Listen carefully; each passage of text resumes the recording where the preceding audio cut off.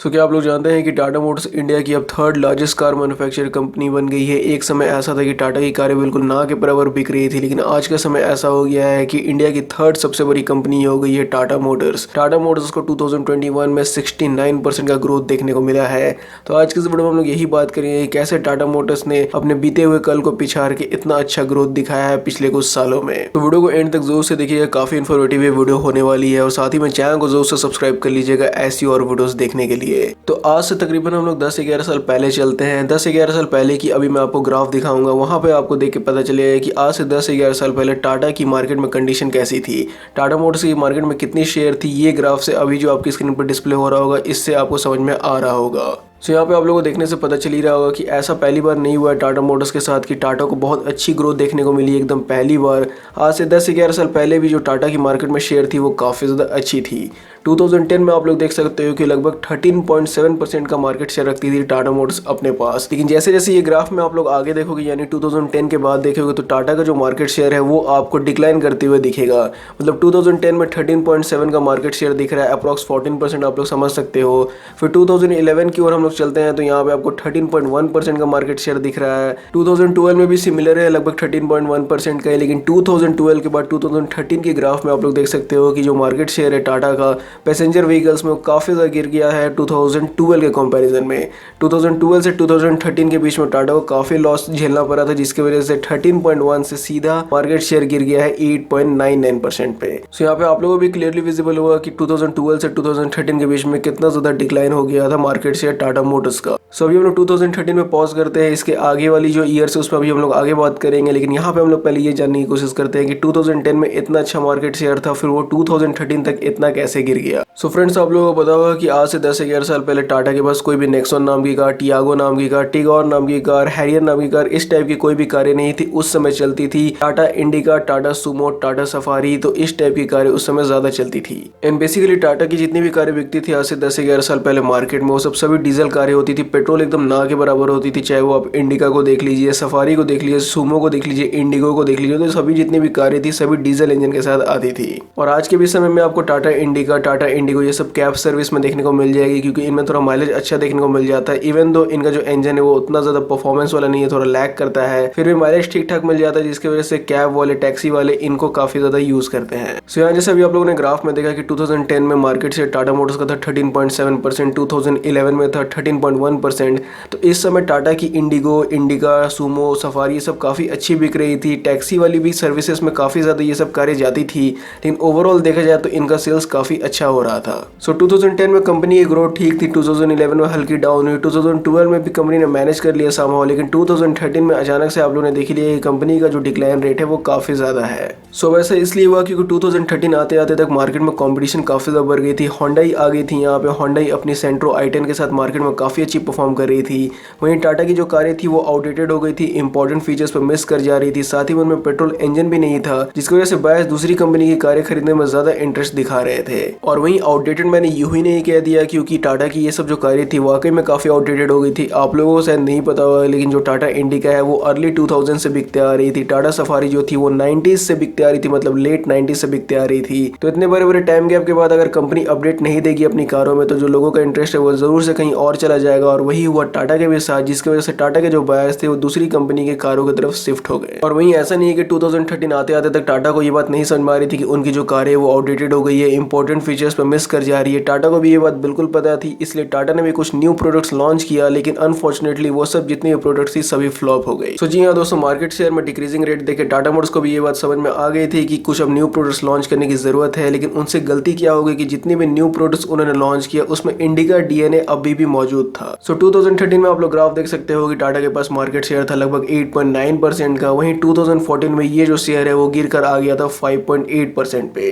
अब टाटा ने ये डिसाइड कर लिया था कि फाइनली न्यू प्रोडक्ट्स को लॉन्च करना है। लेकिन जैसा मैंने आपको बताया कि इंडिका डीएनए को उन लोगों ने छोड़ा नहीं था, जिसके बाद से जितनी भी न्यू कारें लॉन्च की उनमें कस्टमर्स को ये लगता था कि ये जो कार है ये तो इंडिका इंस्पायर या फिर इंडिका का ही न्यू मॉडल है।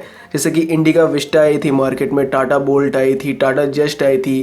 तो ये सब जितनी भी कारों के अगर आप लोग फ्रंट से डिज़ाइन देखोगे, हेडलाइट्स की डिज़ाइन देखोगे, तो कहीं ना कहीं आपको इसमें इंडिगो की डीएनए ज़रूर देखने को मिलेगी ही। स्पेशली जो इंडिका विस्टा आई थी वो पूरी इंडिका का एक नया मॉडल लगती थी, वहीं जो इंडिगो मांजा थी वो इंडिगो सीएस का एक नया मॉडल लगती थी। तो ये सब जो कारें थी वो तो फ्लॉप हो ही गई। फिर कंपनी ने और कुछ नया प्रोडक्ट्स लॉन्च करने की कोशिश की, लेकिन उसमें भी इंडिका डीएनए था ही। जैसे कि टाटा बोल्ट की भी फ्रंट डिजाइन हल्की हल्की इंडिका इंस्पायर लगती थी, पीछे से भले नहीं लगती थी। लेकिन बोल्ट के बाद कंपनी ने टाटा जस्ट को लॉन्च किया। जस्ट थोड़े समय तक मार्केट में चलने पाई, बट एट द एंड वो भी कार फ्लॉप हो गई। जस्ट जो थी वो बोल्ट की एक सेडान मॉडल थी। थोड़े समय तक जेट्स ने अच्छा परफॉर्म किया था मार्केट में, लेकिन एट द एंड जैसा मैंने आपको बताया वो भी कार उतना बायर्स को नहीं अट्रैक्ट करने पाई। आज की डेट में आपको कैब सर्विसेज में टाटा जस्ट भले देखने को मिल जाती होगी। सो फिर से हम लोग देखते हैं ग्राफ की ओर। तो जैसा आप लोगों ने देखा कि 2013 से मार्केट से टाटा मोटर्स का डिक्रीज होने लगा। 2013 में डिक्रीज हुआ, 2014 में और डिक्रीज हुआ, 2015 में और डिक्रीज हुआ। यहाँ पे आप लोग देख सकते हो कि 5.3% का मार्केट शेयर था सिर्फ टाटा के पास। एंड 2016 में आप लोग देख सकते हो कि टाटा का market share record breaking down चल गया था। मतलब 2010 से 2021 तक आपको कहीं भी इतना डाउन नहीं देखने को मिलेगा जितना कि अकेले 2016 में दिख रहा है। 4.6% मार्केट शेयर सिर्फ बचा था टाटा के पास। लेकिन 2016 के बाद आप लोगों को हल्की हल्की ग्रोथ दिख रही है जो टाटा ने मार्केट में पकड़ना चालू कर दिया था। वो कैसे पकड़ना चालू किया था, उसके पीछे क्या रीजन था, तो वो थी टाटा टियागो। सो जी हाँ दोस्तों, 2016 में जब टाटा का market share record breaking down चल गया था, तभी टाटा ने डिसाइड कर लिया था कि उनकी जो डीलेट कार है, मतलब जो टाटा टियागो, उसको लॉन्च करना है। ऑल्दो टाटा टियागो का प्लान बहुत ही समय से था टाटा मोटर्स के पास, लेकिन टियागो के लॉन्च में काफ़ी डिले आ गया था, क्योंकि स्टार्टिंग में उस कार का नाम रखा गया था जी का, लेकिन उसमें कुछ पेटेंट इशू आ गया था जिसकी वजह से कार हो गई थी डिले, और 2016 में कंपनी ने उसको फिर लॉन्च किया। वैसे अगर देखा जाए तो आज जो टाटा कंपनी इतनी अच्छी मार्केट शेयर ओन कर रही है, उसमें ऐसा नहीं कि सिर्फ टियागो का ही रोल है, लेकिन टियागो एक गेम चेंजर थी 2016 के बाद टाटा मोटर्स के लिए। आज के समय में तो टाटा के पास बहुत अच्छी अच्छी कारें हैं जिन्होंने काफ़ी कंट्रीब्यूट किया टाटा की अच्छी मार्केट शेयर में, लेकिन टियागो को हम लोग कंप्लीटली नहीं फॉरवर्ड कर सकते हैं, क्योंकि टियागो ही लॉन्च हुई थी 2016 में, जिसके बाद से कस्टमर्स ने थोड़ी सी इस पर अटेंशन दी, और आज के समय में आप लोग देख ही सकते हो कि टाटा मोटर्स इंडिया की 3rd largest car manufacturer company बन गई है। सो 2016 के बाद टाटा टियागो लॉन्च हुई, जिसकी जो सेल्स थी वो काफ़ी अच्छी जा रही थी, क्योंकि टाटा टियागो बहुत ही कम प्राइस पर लॉन्च हुई थी। मतलब इसकी जो एक शोरूम प्राइस थी उस समय सिर्फ 3,20,000 रुपये थी। ऑल्दो आज के समय में काफ़ी महंगी हो गई है, लेकिन स्टार्टिंग सिर्फ इतनी प्राइस से हुई थी। तो टाटा टियागो लॉन्च करने के बाद धीरे धीरे 2016 के बाद 2017 में हल्की सी कंपनी की ग्रोथ बढ़ी। यहाँ पे आप लोग देख सकते हो कि 5.2% का कंपनी को ग्रोथ मिला। 2018 में और हल्का ग्रोथ मिला 5.7% का। 2019 में ये जो ग्रोथ था ये 6.3% का हो गया। एंड 2019 आते आते तक यहाँ पे आप लोग देख सकते हो कि टाटा ने वापस से 6.3% का मार्केट शेयर कैप्चर कर लिया था। अब यहाँ पे ग्रोथ इतना अच्छा क्यों देखने को मिला टाटा मोटर्स को, क्योंकि 2016 में टियागो को लॉन्च करने के बाद 2017 में आज की उनकी most selling product Tata Nexon को भी उन्होंने लॉन्च कर दिया था। सो नेक्सॉन के बारे में ज़्यादा आप लोगों को बताने की जरूरत नहीं है। नेक्सॉन काफ़ी धड़ल्ले से बिक रही है आज के समय में। नेक्सॉन आपको अभी तुरंत शोरूम में डीलरशिप पे मिलेगी भी नहीं, क्योंकि इसकी वेटिंग अभी काफ़ी लंबी चल रही है। नेक्सॉन की सबसे बड़ी यूएसपी थी उसके सक्सेसफुल होने की, वो थी उसकी बिल्ड क्वालिटी। आप लोगों को पता ही होगा कि नेक्सॉन बिकती ही अपनी सॉलिड बिल्ड क्वालिटी के लिए। जब ये कार लॉन्च हुई थी, जब इसका ग्लोबल एनकैप में टेस्ट हुआ था, तो इसको 5 स्टार सेफ्टी रेटिंग दे दी गई थी, और ये टाटा मोटर्स के लिए एक मेजर बूस्ट था, जिसके वजह से नेक्सॉन जो है वो आज इतनी अच्छी सक्सेसफुल प्रोडक्ट बन गई है। सो टाटा ने अपने टियागो को लॉन्च किया, नेक्सॉन को लॉन्च किया, साथ ही में टिगोर को लॉन्च किया। तो ये सब जो कुछ प्रोडक्ट्स है ये इंडिका प्लेटफॉर्म से हट कर थे। इनका जो डिज़ाइन था वो भी एकदम नया जनरेशन का था। फीचर्स भी इनमें काफ़ी अच्छे थे, मतलब आज के जो मॉडर्न फीचर्स सभी अवेलेबल थे, जिसकी वजह से कस्टमर्स ने भी काफ़ी अटेंशन दिखाया, काफ़ी ज़्यादा इंटरेस्ट दिखा इन कारों पे। बट वेट, अब आप लोग यहाँ पे मेरे से पूछो कि भाई 2019 में जो कंपनी का मार्केट शेयर है वो 6.3% का था, और 2020 में फिर से कंपनी को क्या ऐसा हुआ कि उनकी जो मार्केट शेयर थी वो 4.8% पे आकर अटक गई। तो फ्रेंड्स यहाँ पे मैं आपको 2013 वाला आंसर नहीं दूंगा कि नेक्सॉन टियागो भी आउटडेटेड हो गई थी इस समय तक। यहाँ पे सिंपल सा आंसर ये है कि 2020 में नेशन वाइड लॉकडाउन लगा दिया गया था। आप लोगों को भी पता है कि मार्च के महीने से लॉकडाउन लगाया गया था, लगभग 3-4 महीने 5 महीने तक लॉकडाउन चला था। काफी लंबा ये लॉकडाउन चला था, बहुत लोगों की जॉब सोर्स में भी दिक्कत आई थी, बहुत लोगों की जॉब भी छूट गई थी। तो अनफॉर्चुनेटली यहाँ पे लोगों ने बहुत ही कम कारों को खरीदा। यहाँ पे सिर्फ टाटा मोटर्स का ग्रोथ 2020 में कम नहीं था, लगभग जितने भी कार मैन्युफैक्चरर्स थे इंडिया में 2020 में सभी ने नेगेटिव रिजल्ट्स ही शो किए थे। बट अगेन यहाँ पे आप लोग देख ही सकते हो कि 2020 के बाद 2021 में कंपनी को काफी एक अच्छा जंप देखने को मिला, क्योंकि कंडीशंस नॉर्मल हो गए थे, सिचुएशन स्टेबलाइज हो गई थी, तो लोगों ने भी टाटा की कारों में खूब इंटरेस्ट दिखाया, खूब इनकी कारों को परचेस किया।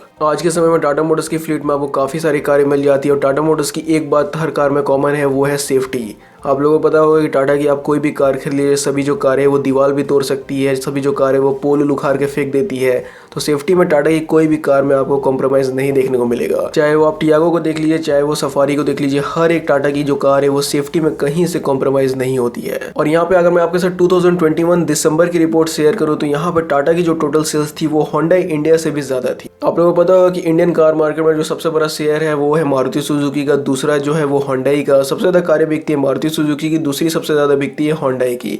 लेकिन दिसंबर 2021 में हम लोगों ने ये देखा कि होंडाई को पछाड़ते हुए टाटा यहाँ पे आ गई थी सेकंड नंबर पे टोटल सेल्स के मामले में। और वहीं ऐसा नहीं है कि 2016 के बाद से 2017 में जितना भी टाटा मोटर्स को ग्रोथ देखने को मिला मार्केट शेयर में, वहां पे सिर्फ टियागो और नेक्सॉन का रोल है। बहुत इंपॉर्टेंट रोल तो टियागो का है ही, नेक्सॉन का भी बहुत ही इंपॉर्टेंट है क्योंकि उसने सेफ्टी को स्प्रेड किया है। लेकिन साथ ही में हम लोग यहाँ पे ये नहीं बोल सकते हैं कि एल्ट्रोज भी सेफ्टी के मामले में बहुत अच्छी कार है। साथ ही में हैरियर को भी बिल्ड करने में टाटा मोटर्स ने कोई भी कसर नहीं छोड़ा, जिसकी वजह से हैरियर जो है वो लैंड रोवर के D8 प्लेटफॉर्म पे इंस्पायर है, वहीं एल्ट्रोज जो है वो अल्फा प्लेटफॉर्म पे इंस्पायर है। और वहीं अभी जो पंच है ये इसको तो सबसे अच्छी रेटिंग मिली है ग्लोबल एनकैप में, 5/5 रेटिंग तो मिली है, लेकिन इसने जो पॉइंट्स हासिल किए हैं वो XUV 300 से भी ज्यादा है। आज की डेट में अगर आप लोग टाटा पंच खरीदने जाओगे, टाटा नेक्सॉन खरीदने जाओगे तो तुरंत आपको इनकी डिलीवरी मिलेगी भी नहीं, कम से कम आपको 1-2 महीने इंतजार करना पड़ेगा, तब जाके इन कारों की डिलीवरी आपको मिल पाएगी, क्योंकि आज के समय में टाटा की कारों की डिमांड बहुत ही ज्यादा है। सो दोस्तों, जैसा मैंने आप लोग बताया कि 2016 के बाद से टाटा मोटर्स ने काफ़ी सारे न्यू प्रोडक्ट्स को लॉन्च किया, जिसमें कि आती है Tiago, Nexon, Harrier, safari, Tigor, अभी पंच जो रिसेंट कंपनी ने लॉन्च किया है। तो ये सब कुछ कारों ने टाटा को काफ़ी ज़्यादा हेल्प किया मार्केट में अपनी पोजीशन को बनाने के लिए, जिसकी वजह से आज जो है टाटा इंडिया की 3rd largest car manufacture company बन गई है। और हो सकता है कि टाटा आने वाले कुछ दिनों में होंडाई को भी ओवरटेक कर दे। आप लोगों को क्या लगता है कि क्या कंपनी होंडाई को ओवरटेक करने पाएगी, क्या कंपनी मारुति सुजुकी की जगह लेने पाएगी? तो अपने अपने ओपिनियन जरूर से शेयर कर दीजिएगा कमेंट सेक्शन में। सो फ्रेंड्स, यही था आज की स्टोरी, जहाँ पे मैंने आप लोगों को बताया कि कैसे टाटा मोटर्स इंडिया की 3rd largest car manufacture company बन गई, कैसे टाटा मोटर्स ने अपनी गिरती हुई मार्केट शेयर को वापस से एक अच्छी पोजीशन पर लाके खड़ा कर दिया। और इस स्टोरी से हम लोग ये सीखने को मिलता है कि पेशेंस बनाए रखे, अपना काम करते जाए, एक न एक दिन आपको सक्सेस जरूर से मिल ही जाएगा। तो फ्रेंड्स, अगर आप लोग ये वीडियो पसंद आता है तो चैनल को जरूर से सब्सक्राइब कर दीजिएगा, शेयर करना बिल्कुल भी मत भूलिएगा, और कौन कौन से टॉपिक पर मेरे को वीडियो बनाना चाहिए कमेंट्स में जरूर से मेंशन करके बताइएगा। और वहीं आप लोग वीडियो रखने के लिए थैंक यू।